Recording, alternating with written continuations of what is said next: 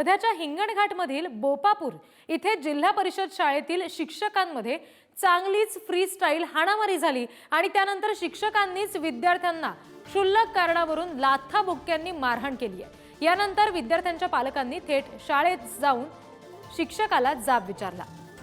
चौकशी करून दोषींवर कारवाई केली जाईल असं आश्वासन या सगळ्यावर शिक्षणाधिकारी नीतू गावंडे यांनी दिले।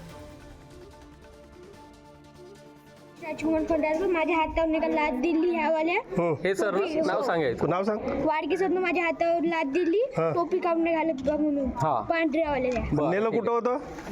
नेलं कुठेच नव्हतं। कुठं मारलं? कुठं मारलं? वर्गात। हा ठीक आहे। मला नाही का पाठीवर लात मारली आणि बेलचं पाडलं माझ्या अंगावर न मला लघवीला नेलं। नाव सांग। थोडं थोडं टोप्या दिल त्या श्रीवेद चौदत्त शिरसाट आणि कोण्या सरनं केलं? या वाडकी सर। हा तू सांग रे। त्याला पण मारलं ना? आता कसं करायचं? आता सांगा हे खरे खोटे बोलते का हे? आता कसं करायचं?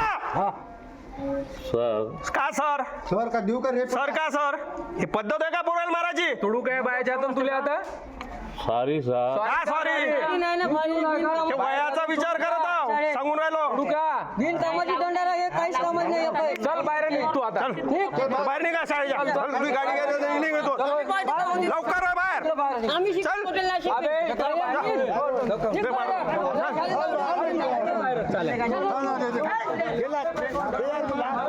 पडन गजो पडन जाऊ दे। या सगळ्या संदर्भात आपण आणखी तपशील घेणार आहोत। प्रतिनिधी पंकज गादगे सध्या आपल्याशी जोडले गेलेत।